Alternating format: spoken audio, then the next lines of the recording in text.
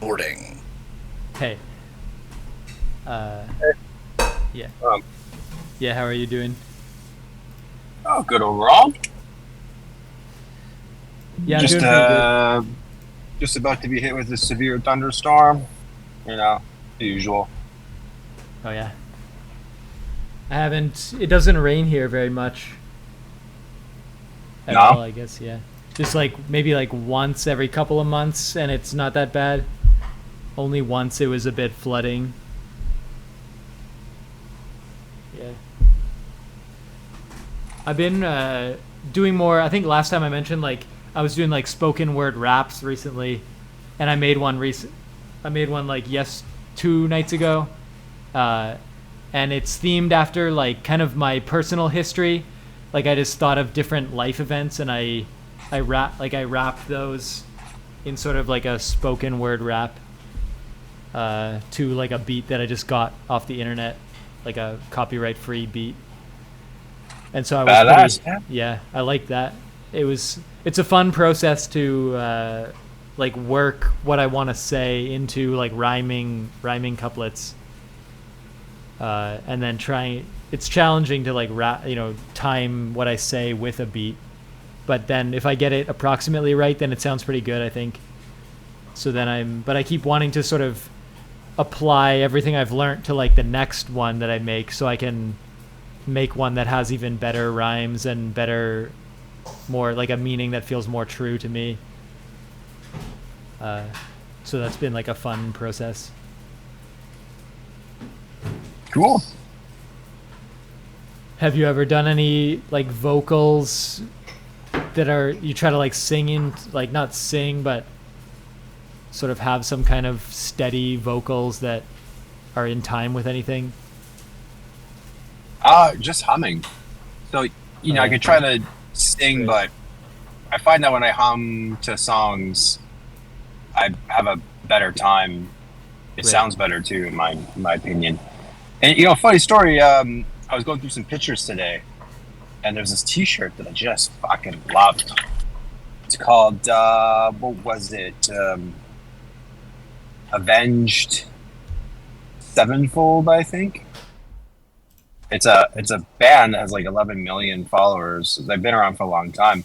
It was a badass shirt that I had, and everybody like seemed to like recognize it and appreciate it because it was like printed on both sides, and it had like this collage of skulls and bullets. It was a beautiful piece of art, really. And I wore that shirt until it was like nothing but holes, and like it was. So I'm looking at this thing, and I'm like, "What is the name of this band?" And I look it up at Spotify, and I'm like, damn. And I'm listening to the music for like the rest of the day, and I'm just like humming to it. Oh And yeah, it was a lot of fun. I mean, I had a good time humming. I was like, okay, I can actually like match the tone properly, and yeah. I get maybe I should just, like hum a record, like hum a cover of this of these songs. well, I should just hum to my piano instead of like trying to sing because there's nothing I want to say. I feel music communicates everything that needs to be communicated.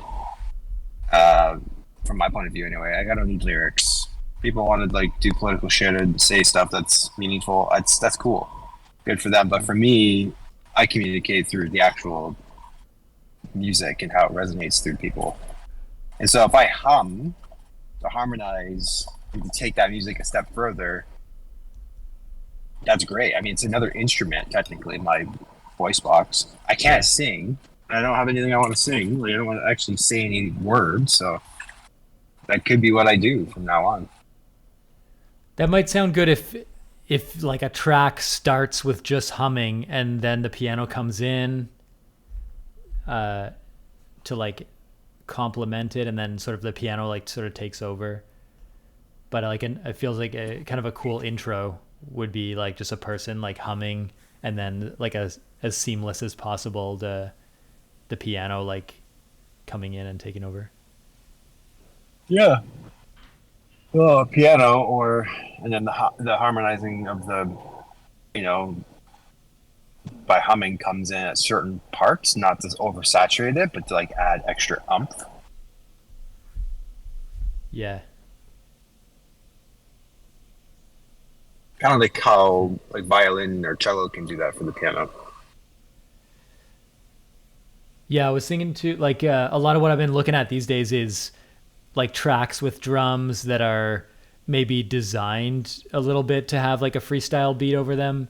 But I found some like slow, like the latest one I did was like 79 beats a minute, which is quite slow for like freestyle, or not freestyling, but like rapping over. I think 80 is considered slow, like 98 is like the standard, and 120 is fast. But I've been looking at beats like that. But it would be cool, like you could almost like play the piano like a drum set, more like a more of a rhythmic, like with a beat to it, and use different like notes on the piano to sort of be like the kick drum, and like what typically is the kick drum or the snare or the cymbal or something. And then I wonder if that might be something interesting, then like sort of rap, like using that track to rap over or something. Check it out. Try it. Yeah. Not sure. I guess I could see. I mean, like just having rhythm, playing the same note. Yeah, any sort of rhythm works, yeah. The kick drum could be, or the bass could be like a lower note, and your snare and cymbal can be higher notes. Yeah. Yeah. Yeah, but that's what I've been doing lately. And then I'm in the future, like if I make another simple game for this like outlet min max, like maybe in December I'll be doing a game jam. I was thinking of making a game where like it's a first person perspective game where you have like a walking controller, and you'd have sort of, the game would start and you'd be like waiting in line, entering the venue, like finding your seat, and then there like a performer would come on stage and perform like what I guess in game would be like sort of spoken word rap or something on a stage. But then I would be the one that writes the raps and then performs them and then records them and puts those in the game. And the raps would be themed around this like video game outlet that I follow, which is what the jam would be for.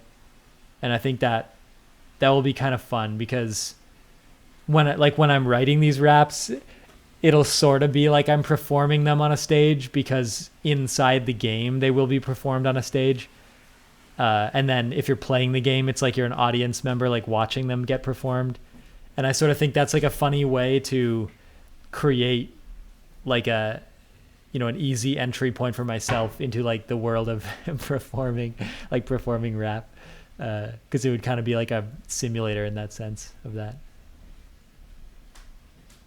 But I think it would be funny because it just would be funny from a player perspective, where you don't know what's going on. You're sort of told you're attending this concert, and then you suddenly sort of realize like this is the guy who made the game like rapping, and the context of the rap is about the outlet itself.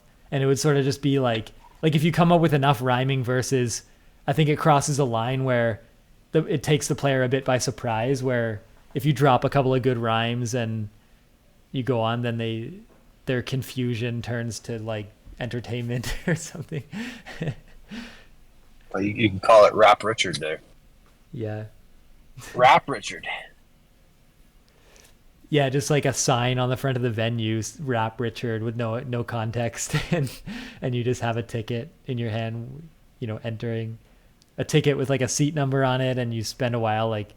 And I was thinking like the venue wouldn't even fill up; it would just be like one audience member, and like no, it fills up. Come on. Yeah, that would be funny. Yeah, like have it. Yeah, somehow like make a joke about it filling up or not or something. Or that like. Yeah, somehow, yeah, make play into it. The one thing though is like having a full venue would require some kind of like smart implementation about how to get a bunch of like people in the crowd in there. Like they'd have to be like flat images or a flat image or something, because there is a challenge. If you wanted to make like a big arena venue, that would be challenging to render that. So then that's why it's sort of like, if necessary, make some joke about how it's like an early showing or like a closed showing to try out some new songs.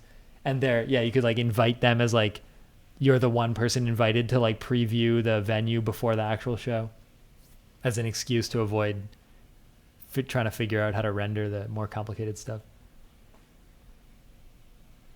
Hmm. But that's what's fun about games is coming up with some like plausible excuse to avoid the work of actually building out part of the game, but have it be like part of the story in the game. Hmm.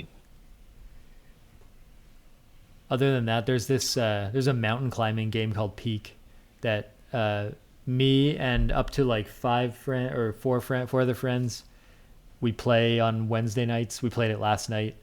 It's just a game where you have to manage your stamina, climb to the top of a mountain using different, like you get some food and ropes and stuff. And if people fall, they become a ghost if they fall. But then you got to summit the mountain and get to the top to be like rescued. And then we're sort of now we're unlocking harder difficulties that, hunger increases faster or more fall damage and stuff. And we're trying to beat the harder ones. The characters Cool. look really funny in it though. They have like funny expressions and stuff. Well, speaking of like climbing and stuff, last time we talked, that did I do the backpacking trip yet? I think you were like about to leave. Yeah. Yes, I did. 70K, Oh, Frontenac, which is north of Kingston, Ontario. Beautiful terrain. huh. The first day nearly fucking killed me. It was like super hot, and I'm wearing pure black, and yeah, it was a bit rough. Well, I mean, the first 6K were okay, but the last 6K got real bad. I had to jump into a swamp to cool down, man. Whoa. No joke. Um, it was tough. It was tough. It was challenging, but it was beautiful at the same time. So it was worth it. Where did But you my stay at buddy, night? different campsites that were all kind of like pre-built and established. You had the book. Oh yeah. My buddy Ben, now he's like he wants to beast himself to the next degree, and so he's going to do one in August. That's I don't know, 90K, if not more, 95K, and it's like bog and bugs in Algonquin Park, and I'm just like, right now I like backpacking. I don't want to not like backpacking, so probably most likely gonna be out Hmm. because I was gonna go to that one, and then all of a sudden, like I just signed up for this Frontenac one last second. I like There's backpacking. a I did it in my Yeah, how does crops that work? and There's a sign up? what? Oh, you mean like sign up No, it's like your friends host it, and then right. you book on the provincial park site kind of thing. Yeah. And then but the 90 is he going to take extra days to do the 90 or same number of days? I think he's doing it 8 days or 8 nights. Yeah. Yeah, Oh yeah, that's a long it's time to spend in like a mosquito rich environment is kind of crazy for more than a week. You got to carry all the clothes and everything and food. Or if you can yeah. get a Like food drop. the only relief is really when you build a fire and you bathe in the smoke. It's like the one place I don't go. I mean, you can wear Oh yeah. DEET, but I value my skin and don't want holes in it. So I use like a natural stuff like lemongrass and eucalyptus. I never can say that word. I don't know if I said it right, but it smelled good at the very least. Whether or not it worked, who knows? Kept some of them off, but I was still getting some bites. Yeah. I like it. I like how simple it is. I like having feeling like you have agency over your life and like everything is on your back. You know what you're gonna eat. Yeah. Yeah, it's like a very forced routine. You have limited options about what you can do, so you can just focus on like the very obvious like tasks in front of you. I like that about Yeah. like being out. Yeah. Build a fire, nurture the fire, love the fire, read a book. Mhm. bathe in the sun, go for swims, not in the swamp, but in actual lakes. Yeah, at some point I had to like change my mindset a little bit too because like in my case I was doing like these races that are kind of like multi-day hiking trips essentially where you run pretty slow and you're just sometimes you have a bag. And at one point I was in good enough shape that I just didn't really mind like completing the distance every day. But now that I'm sort of starting to train less, but I'll do one of them occasionally, it becomes a lot more like taxing, and I worry like can I complete the day and stuff.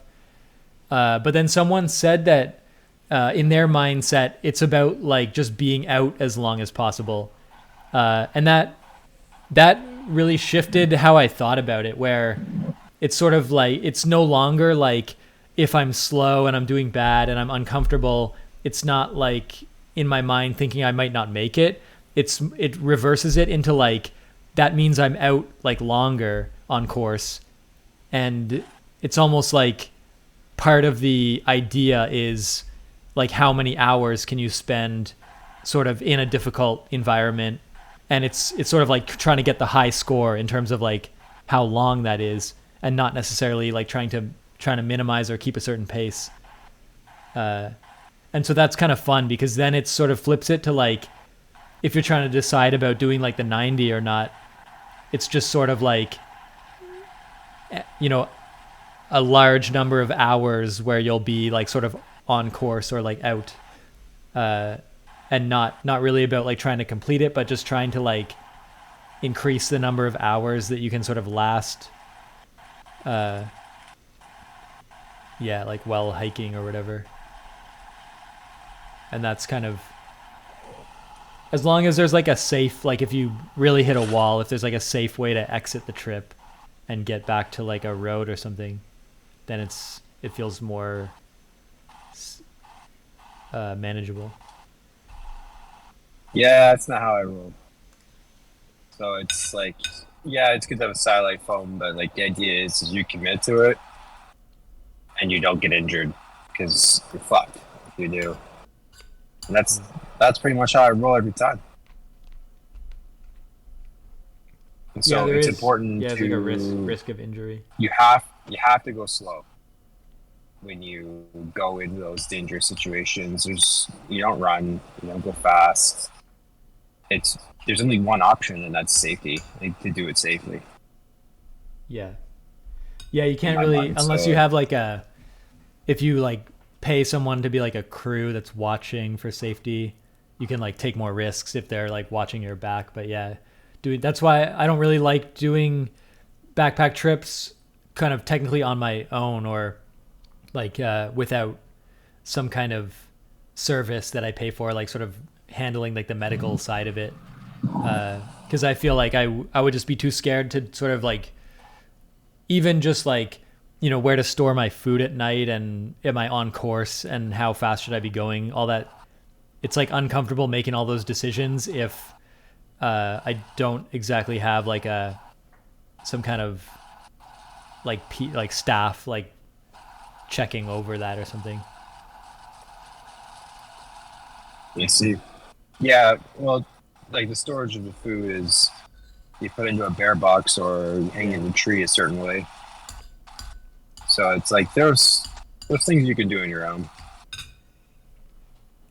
Yeah, when I was in Yosemite, I realized that there's an enormous section of Yosemite that's just like the backcountry, and I think you got to get a permit to like go in there, but there's not. I think there's like very limited actual trails and unknown sort of wildlife around, and that was interesting to me because if I just don't know how I would exactly, like I've been sort of in the interior in Algonquin Park and stuff, but in terms of like preparing to just go into like a massive region that's somewhat not marked and has wildlife, it seems very like you'd never really know if you're prepared, and you never really would know what to expect exactly if you came across like if there's no man-made structure around and you come across like a large bear. You're in like quite a vulnerable position, and you don't really know like when to Um, expect that kind of. oh yeah, so there's just Yeah. knowledge helps lower Mm. risk. So if you shouldn't backpack alone. You really shouldn't. Some people do, but I think there's just too many advantages to backpack with somebody else. If you forget like something or your lighter doesn't work, like you're a single point of failure. If you have somebody that has redundancies, that's amazing. So Mm. like right there is like having redundancy, having somebody to like share weight with, have your back, that already lowers risk. With a bear, you carry bear spray if you're going to the backcountry. Like just you Right. have to have it. And it needs to be accessible. And when you go into a situation, you always have to be mindful that you could come across a bear. And that comes with like practice, just like you're taught in the army, like you don't keep your head down when you're hiking. You lift your head up even if you're tired and you look around to see if the enemy is there. Well, it's the same thing when you're out there backpacking. Is like, yeah, you might be puffing air, but uh, you keep your head up and you look around and you pay attention to the direction of the wind and your visibility. It's not that hard. By having two people, you're making a lot of noise. But if the wind is blowing in your direction and like you're walking into it, then there's a chance that the bear can't smell you, which is one of his main ways of detecting the world around him. So you have to be loud, like extra loud, especially if you're like in an area that has poor visibility. Make sense? Yeah. So like these are all just things if you have the knowledge and you apply it to this scenario that you're in. Like if I'm going through a bunch of overgrowth, like the trail has bushes that is like overtaking the trail and I can't see ahead, I have to be loud as fuck. And I have to be like making whistle sounds and smashing the bushes so the bear knows I'm there. And that way I'm not startling the bear. Yeah. And this scenario actually happened when I was in BC within the last month. I was on Bear Mountain. Funny, it's called Bear It's Mountain. called Bear Man. And I was thinking exactly, I didn't have bear spray on me because I'm a fucking idiot. No, because like I needed bear spray. You should always have it if you're in an area of bears. Always have it. It could be your final like plan D, but you can know exactly what it is you have to do in a scenario to like stand your ground, be firm, be assertive, and the bear usually runs away. But it's like plan D. Like the bear is not backing away.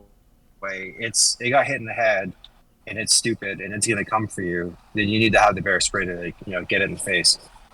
And I didn't, but I'm walking through the bushes and I get to a bush area that's I can't see. And so I start whistling exactly as I just did. And I'm loud because I know that there could be a bear potentially. It's in the back of my head all the time. And it doesn't make me paranoid. Cougars make me fucking paranoid, but the bears don't. And so I emerged from the bush, and there was the biggest fucking bear you've ever seen. And it's like a bat out of hell. It just fucking ripped down the mountain. Like it was really close too. Hmm. And I'm like, well, that was scary. And my adrenaline's like going, and I'm super nervous. My body's doing all of this, even though my brain isn't even like registering what's going on, and my body's reacting, which is super incredible, by the way, to actually experience that. Hmm. It's like when certain people, when they're acting aggressive, they make you nervous, and you're like preparing for a fight, even though like they haven't even looked at you yet. Kind of like that. But so I was like, all right, fuck it, I'm gonna keep walking. And I'm going down the path, and I go around this bend, and I intersect with the bear again. Like it was coming at me like pretty much perpendicular, and it turned around and pieced out. And I'm like, okay, this fucking guy, he's trying to take the path of least resistance, is what he's trying to do, right? That's a well-worn path. He doesn't want to be in the bush, and so I keep walking, and I come across the same bear again the third time, but this time it was like head on. And I'm like, oh shit. But it turns around and it boots. But I'm telling you, man, it happens so fast that my brain's barely registering what's happening, but my body is super stressed, like freaking out kind of thing. And I'm like I'm just my brain is finally registering the logical part. My brain is finally catching up after my body has done all its thing. And I'm just like, I'm gonna turn around now. Because I don't want the bear to think I'm stalking it. Yeah. Yeah, it's interesting how there's these environments where humans and bears can mix, and there's like these near miss situations that everything kind of is fine. Like it's just like two different species like cohabitating the same place, and yeah, like sometimes there's a problem, but they kind of both like without speaking any words, they kind of just like are scared enough of each other that there's often, people get away without getting injured or something. Yeah, it's like it's a deep inherited fear. My programming just went fucking crazy when it saw this thing. It's like when you see a bear in a picture, you're like, oh, it's a cute bear. You don't have a physical response to it. At least I don't, and most people I talk to don't, because it's like you're far enough away from it. It's an image that when you come across it physically, it's cool how the programming kicks in. It's very interesting. So you can lower risk by being bear wise. It's a manual that I have actually I read. And like for instance, like you don't have scented shit on you when you go to sleep. You put everything in a bear bag and you put that fucker away from you as far as you can, up in a tree or in a locked box that's provided by the provincial park or whatever, the state park. Yeah. And hygiene stuff too. Anything that has a scent, you don't have on you because they're drawn to scents. They're curious creatures, right? Yeah. But you don't want them coming into your tent. So you do all this, you're going to lower your risk, even if there is an encounter. Like you're going to reduce the chance of an encounter, but if there is an encounter, you're going to reduce the chance of it trying to like come at you. So knowledge, being equipped with knowledge and the right tools can lower risk. Cougars, though, yike. That's a strength in numbers thing. You don't want to face a cougar off alone. Yeah. Cougars, what is it? Yeah, it's coyotes, I guess, that come kind of into town. Cougars, are they around? I don't know if I've ever been in a place where there's a cougar. Yeah, I almost became cat chow, the two of them. I was lucky that I was able to catch them with my headlamp coming down the mountain. They're at like this, it was a big, massive drop, but I was going to like kind of slide down this tree. Interesting. It was interesting because it was beside the cliff. I could jump onto the tree and slide down, but it was, I think the cat, if it really wanted to, could have jumped up. Yeah. But I was throwing rocks at it. So I'm coming down Mount Finlayson and I have this high beam lamp on. I put it on because I'm approaching darkness. It wasn't, the sun wasn't fully set or anything. Like I know not to be out after dark, but I was out later than I should have been. And in the forest, it was darker. And so I'm like, okay, I'm about to go into this forest. And my ex was with me at the time, which would have made a difference because there was two cats. I put the headlamp on and I see these eyes. These beady little fucking eyes shining back at me. And I'm like, is that a deer? No, because like they're binocular vision. The deers have eyes on this, like on the side of their head-ish, right? Yeah. And it's moving slowly, kind of watching me, and I'm like kind of getting the silhouette of it. And I'm like, that's a big head. And then I see the fucker move, and I catch a glimpse of its tail. I'm like, that's a big cat. Holy. So I call the police, and I'm with the dispatcher. She's like, throw rocks and yell and make yourself big. And I'm like, well, I feel like a fucking idiot doing that. But I started throwing rocks, and I'm like, ah, like I was actually genuinely, I was scared. I was super scared. Yeah. And while I'm on the phone with the dispatcher, I'm like, the light, I'm staring at it. It's staring back at me, and it's stalking me. And then I look off 10 meters to like the left, and there's a second set of eyes, exactly the same. I'm like, oh my god, there's two fucking cats. Like this is an impossible scenario.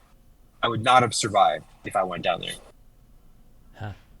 But because then it was what? summertime. It was Yeah. super hot, it, and I guess they were pushing closer and closer to civilization, Huh. and it might have been breeding time as well because cats are like they're usually solo, so to have two cats that close together, I mean, it was weird, and it's true, it happened.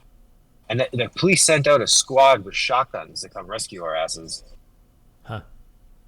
That's Of course, when the surprising. police Such a came, response. Yeah. Like, is that so? That was definitely like an area where that's quite uncommon. Like two cats, and so the police are like pretty on the ball when it comes to responding to that kind of thing. I guess. oh, they know what they're doing. I mean, they came out with a squad Yeah. of four, all armed, but just like coming out four people, like, that's enough to scare the cats away. Yeah. And they come up and they just fucking busted their asses. Why are you out after dark? Blah, blah, blah, blah, blah. You're lucky. Oh, I didn't know I'm that like, that was a thing. Like being out after dark was. I guess that was like an don't. area. Like, was that some kind of Yeah, like no. national park sort of thing? I mean, it's on the sign. It's like, don't be out. Oh yeah. Actually, I think they changed the sign. Probably not Huh. because of me, but I think they say, like, don't be climbing Finlayson past 5 p.m. Huh. or 6 p.m. I mean, early. It's pretty early. Like, they draw the line. Because, like, they anticipate it takes people maybe 2 hours to go up and down. And so they're like, they want people out of the park before it becomes dark. Yeah, that makes sense. But the cats hunt day or night. Like, it doesn't matter. It's Yeah. just that nighttime you can't see shit. Yeah, I never thought about how, like, I always figured because the staff has to like go home and lock up or something, or they want like animals to have a good amount of the night to sort of do their natural behaviors. But I never really put two and two together and thought that like the animals that are hunting at night are going to hunt humans if humans are around occasionally, and that would be the reason for not being there after dark. Yeah, we have terrible Yeah. night vision. We have like no night vision compared to bears and cats and coons. Like they have cones or rods or I forget exactly what they have in their eyes, And but mirror, yeah, some kind of yeah, mirror they type. built. Yeah, they can see at nighttime. That's why their eyes are shiny when you like put Yeah. light into their eyes. We don't have that, Yeah. so we're fucking useless at nighttime. So I mean, just the risk goes up through the roof. Yeah, we can have like flashlights or whatever, but that's only so effective. Yeah, man, like you could be prepared for the scenario, and that can lower your risk. And when you go into like the unknown, like by being fit and knowing your gear and knowing how to interact with the wildlife and having proper amounts of food and redundancies when it comes to purifying your water, like you don't just decide one moment that you're going to do a 5 day backpacking trip and then go the next day. It's a certain level of skill and there's a certain amount of knowledge required to go and not kill yourself. And I mean, I think with civilization, we've all gotten pretty fucking soft. Mm. Like we don't need to do that, but our ancestors did. Yeah. And we don't, the thing too is like we don't really have, like we don't, like ready in our mind, we don't have the list of things that we would have to sort of change about our daily life. Like I feel almost like there's a little bit of like we'd encounter unknown challenges a lot of the time. And but when I think about specifically like these like regions that are like considered the outback of places like Yosemite, it feels like there isn't like there's no like progression sort of towards it. It just feels like there's like car camping, and then there's like you're in the middle of like it's like you need a map, but there's not even any trails or something. And there isn't like a chain of like nobody's like holding people's hands, like encouraging them to go one step to the next to work them up. There's sort of just like unless your intent is to like get into that kind of area and take the risk, there isn't like a set of levels almost that will guide you how to safely sort of work up to it. In that it feels like that, at least. And that's why it's a bit puzzling, because it's sort of like the whole point, like I feel like the whole point of life should sort of be to like get out there and experience like the real wilderness and survival and stuff. But it doesn't feel like society at all. Like it feels like it really tries in several ways to discourage any sort of like awakening like that in some sense. It's just like They want us there's to like yeah, be blue collared and white collared cogs in the machine. yeah, That's the only thing the system really cares about.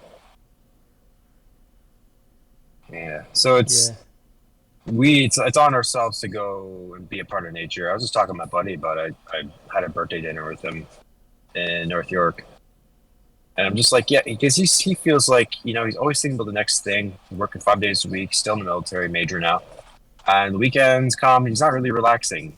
And I was like, do you ever get into nature at all? He's like, no, not here. There is like no nature. And I'm like, well, think about it. Like 7 million years evolving as a species, and most of it spent outdoors. Our bodies have evolved to be in nature, to be outside. And I was like, I can feel the difference when I'm not just in between a few trees. Like being on the grass and around a few trees helps, but being truly in nature. And I don't even mean the extreme of like a backpacking trip where you're like disconnected completely. Going into a park that doesn't have cars or noises, that has birds and animals and stuff, and just being able to walk for like a good 30 minutes, you'll feel a release. You'll feel your parasympathetic nervous system activate. yeah, And even more so if you're grounded with the earth. And then I talked about how we have free radicals in our body. It's basically an O minus electron. And that goes around and binds with, it's always searching for an electron. It binds and hits our cells and causes damage, pulling the electrons away. And it's like, if you ground with the earth has a bunch of free electrons floating around. And those electrons bind with the free radicals and break them down. Studies show, through imaging even, that grounding reduces inflammation in the body and increases recovery time, because high inflammation means low recovery. So if you're inflamed and stressed, your body's not recovering. Dude, I've been doing 100 push-ups, 100 sit-ups, 100 squats. Now, I've done it 2 days in a row, and because my stress is low, I recovered enough where today I was actually stronger, not sore or weaker, right, but I was able to perform better. I fueled my body correctly. I rested well enough. My stress is low. My body recovered enough to be able to bang out another 100 of each. yeah, In addition to a strength training workout. That was in addition to that. That was the hundreds were I call it the hundreds now. And I just termed it the hundreds. The hundreds is my warm up. And then I'm fucking primed for anything. And I feel like my chance of injury is lower because I just worked my body up pretty hard. So like, not today, but yesterday, I was doing lat pull downs, 160 pounds. That's pretty fucking heavy. I went from 100-pound warm up to 150-pound working sets. I did like 4 working sets of like between 8 and 10. That's great. I never went that high before, man. And I just yeah, like, I'm having fun. And like, I'm not even like I rest if I want to rest, but if I still have juice in me, I'm like doing all these like supersets, biceps, whatever. Like I'm adding whatever I want in. I don't really care as long as I'm like moving my body and I'm getting the hypertrophy. And I guess where am I getting at with all this is like, I'm not even sore right now. right, I was sore the first time I did the hundreds. I could barely walk because like 100 consecutive squats is yeah, like when you seizing haven't up. done it before. Yeah, Yeah, I was seizing up. But when I did the 100 crunches too, my abs seized up as well.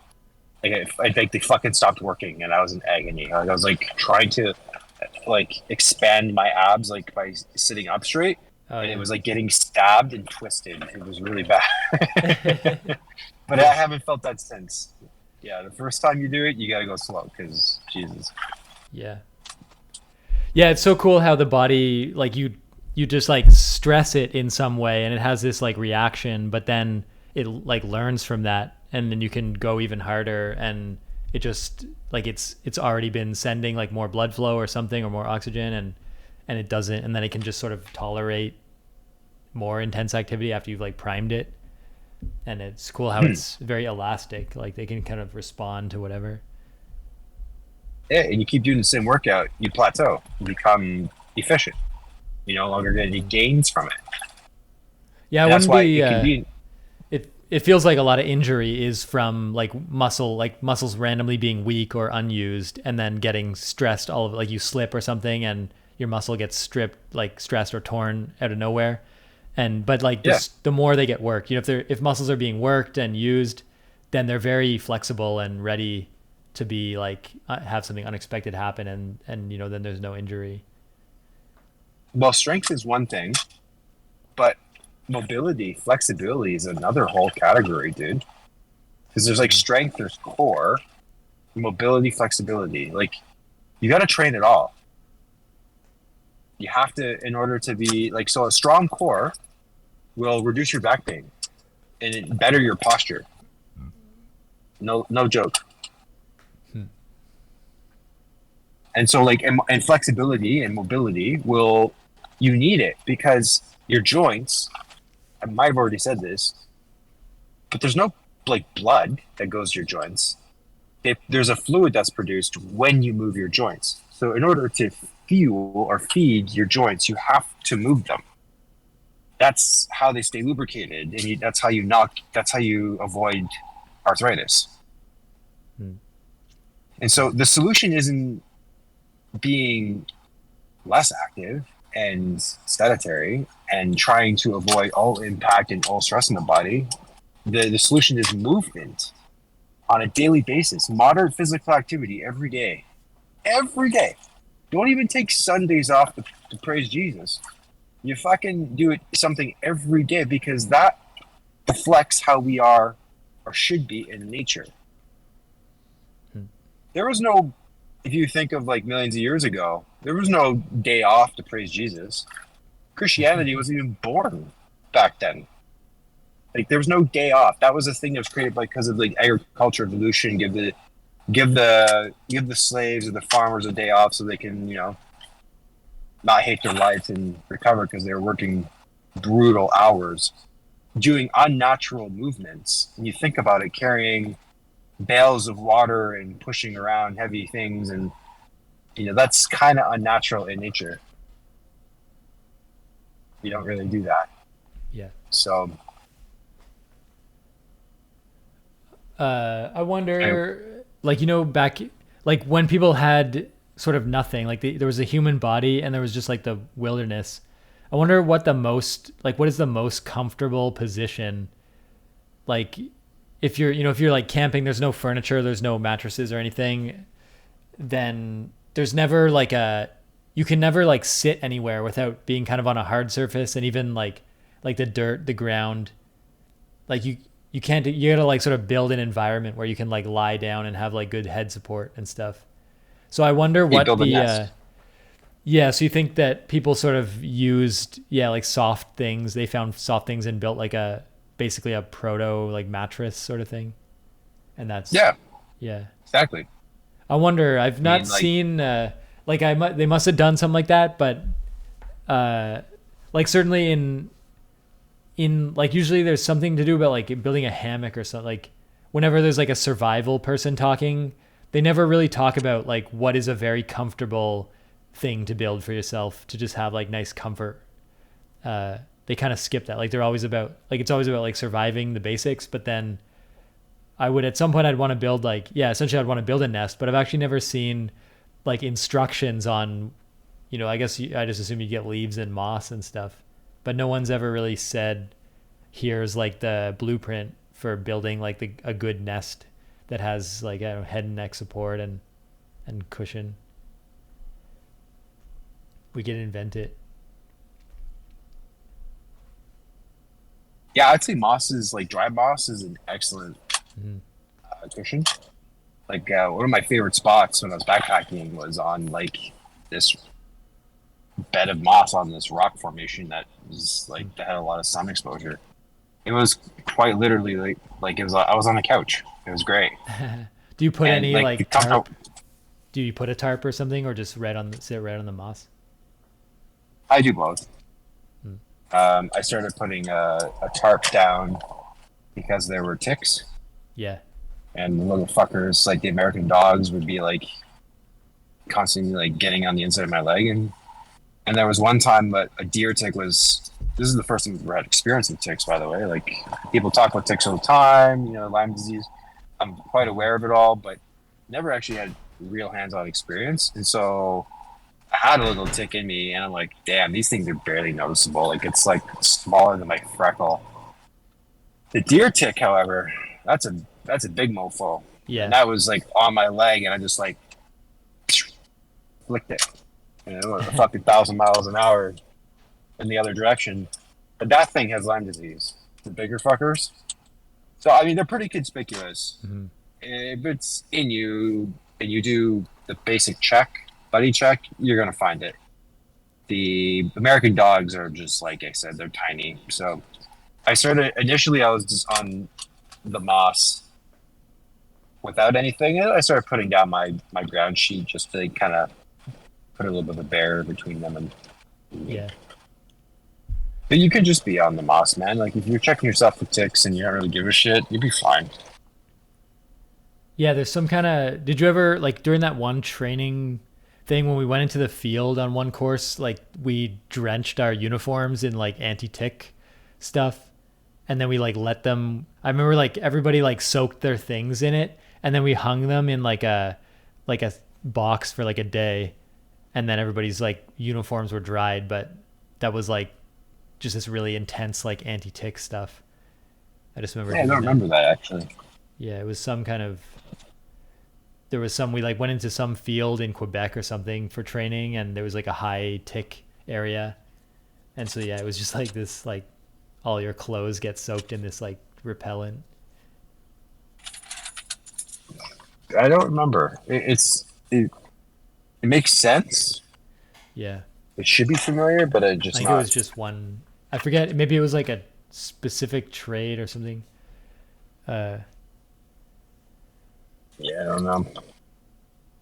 but what I could is actually s- people say I could see Lyme? them do. I could see them doing that for like mosquitoes and stuff. But yeah, Yeah, yeah, and Lyme what's disease, the bullseye's characteristic. But the thing is that there are occurrences where you can get Lyme disease without any symptoms. Sorry, without the visible effects, and then you just basically get what's equivalent to fucking MS, and it could fuck you up huh? for a long time. People like I heard a story of somebody who had this, and it wasn't until they had Lyme disease the second time that they had the bullseye that the doctor treated Lyme disease, and then all of their other symptoms went away because they actually had Lyme disease before. So it's not always obvious. Is it easy to treat if you identify it? I really don't know. Because Um, people seem pretty scared. Like people are very, they always bring that up, like ticks, Lyme disease, and they say it as if it's like very concerning. Uh, but I don't actually know many details. Like I feel like it's like in my mind right now, it's like salmonella. Like if you eat raw chicken, if you're around raw chicken, like maybe you get salmonella, but the chance is low. It seems if unless it's like you're around a lot of raw stuff and you're like ingesting it or something. And it even seems like with a tick, like it's like does like the chance the tick gets on you, the chance it has Lyme disease in it, the chance that when you remove it, the Lyme disease transfers, and then the chance that like you actually get infected and have symptoms. And it just seems like it's an interesting like I wonder how much reality there really is to that fear yeah, and people get how it, serious the and consequence. Yeah. people get it. You just have to be vigilant. You have to check yourself often, and they'll get you in the groin and they'll get you in the back where you can't see it. That's why you need to do a body check, and it's real. And stars align. They need to be on you for over 24 hours, I think, to transmit the disease. You get them before then you should be okay. But then how you remove the tick also matters. You can't squeeze the body, otherwise the juices go back into it, and then you're fucked. Yeah. You gotta like pull it from the head, which is an interesting experience. So yeah, it's real. It's there. It's real enough to be for there to be warnings everywhere about it, and you take it seriously if you ever get the bullseye. How you treat it, I think it's antibiotics. I can't recall, but you have to be on it Oh yeah. immediately, otherwise, like it gets worse and worse with time. Yeah, and I guess antibiotics are also like not ideal. Being on them, there's always like a chance of becoming, yeah, like the more you, yeah, I guess I just assume people want to avoid taking antibiotics if possible, which would be a At reason all to avoid the costs. thing. Yeah. Yeah, like you do one dose, you kill half your biome, you may recover, take some probiotics, and you're not drinking a lot, not eating a lot of raw foods. But you take 2 doses and wipe your system out, you end up like I did, and I got like 29 food intolerances, and now sensitivity to gluten Wow. and rosacea, and rosacea is just genetics, and it's true. No, it's fucking linked to the gut, man. Like your gut gets inflamed, it manifests as disease, inflammation in the face. There's a direct correlation, and like the foods that I eat trigger the rosacea. And it's not just because they're vasodilators and blah, blah, blah. It's like legit. My body is the inflammation. My body overall is increasing because I'm eating these allergens, which are now allergens because my microbiome is nuked.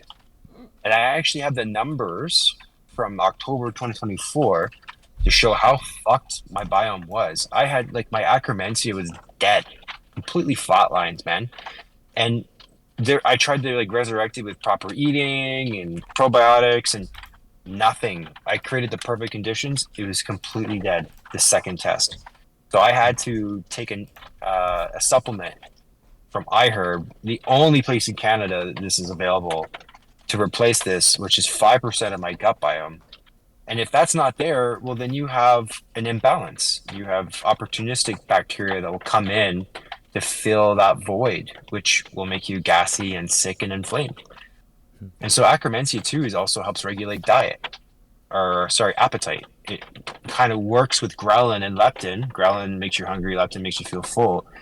Like it kind of interferes and it makes it so that you don't feel satiated when you eat. It gets in the way. Don't know how.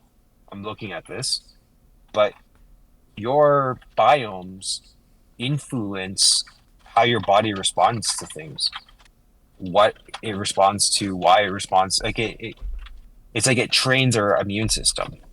It's very fascinating. Yeah.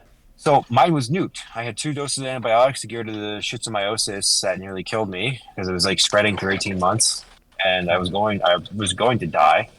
Felt like it. I was actually afraid for my life. Hmm. Got the and then it just the fallout of having antibiotics was very serious, and I see the medical system, Western medicine, is completely and fully incompetent. You can treat a symptom or one part of the ailment, but that's not the full solution. That's not going to bring the Yeah. patient to recovery. It's Yeah. not a holistic approach, and this is where I think naturopaths, like, yeah, they're like scuffed at or fucking shunned, and they're really expensive because it's not covered. But the way they look at things, like preventative medicine, is truly the best medicine. An ounce of prevention is worth a pound of cure. But just the fact that they do tests and get the numbers and figure out what you're deficient in, and they actually look at your hormone. You gotta pay for all this, but I have an idea of what's under the hood for the first time in my life.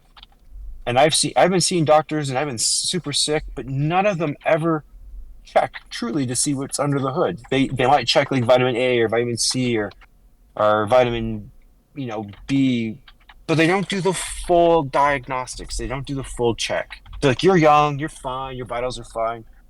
No, motherfucker. I feel like I'm dying every day. Yeah. My biome is fucked. I'm not fine. I have migraines. I have IBS. Oh, well, we don't know what causes IBS. It's just try the low FODMAP. Like, no, those are the foods I should be eating. Yeah. I should be eating fermented foods. that create the bloating and whatever else, because those are fueling those healthy bacteria. I shouldn't be cutting all that shit out. Yeah, okay, I get uncomfortable, but I'm inflamed because okay, it's like flossing. You don't floss, you got stinky ass breath, or you're gonna get tooth decay, whatever else. Especially in between your teeth. You start flossing, it's gonna hurt like a motherfucker. Right. It's gonna make your gums bleed for weeks. You're gonna hate your life. But once you're consistent with flossing, you'll never stop. Well, you could stop, but you'll feel it. Your teeth will feel heavy. Your bad breath will come back. Like when you floss, you'll feel the difference, but it takes time. It's like when you eat those fermented foods, like the sauerkraut or whatever, the yogurt. I can't eat yogurt because of dairy, because it's an intolerance now. But you eat that stuff, it makes you bloated, but really it's what your gut needs. I mean, you could just take seed, which is an excellent prebiotic and probiotic from the States. That's what I'm taking now. I used to take 100 billion, but now the naturopath heard it. Like I mentioned seed, he's like, he got a hard on. He's like, oh, go for seed right now. Like, I didn't know that shit was in Canada. Go for it. Like, he was actually like excited. And now I say, everybody, like, take seed, take it now, because North America, we're not eating the foods we need to be eating for a healthy biome, and that's half of our cells. Like, so not just our gut, but the bacteria in our body is half our cells, 38 trillion, or was it 39? I gotta re-look at my numbers now. I'm losing it. Doesn't matter. We're in the trillions. It's a lot. It's half of our cells, man. Is bacteria. We are not just human. We are. There's a whole other Yeah, world we're an within us. ecosystem. We are, and we are just like how humans are destroying every ecosystem they come into contact with. Yeah. Like literally, we are destroying the ecosystems within our own bodies Yeah. because of how we live. That's pretty funny. So it is, but it's also killing us. So anyway, I gotta go, buddy. Is there anything Yeah. you want to say to that, or No, that's good. Yeah, it's good to lay out all that the info like that. It's interesting to keep getting into more detail with that. But yeah, yeah, man, thanks for I love it. yeah, yeah. Good talking to you. You too. Hopefully, I can catch you next week. Yeah, yeah. All right, I'll see you. Okay, have a good night, buddy.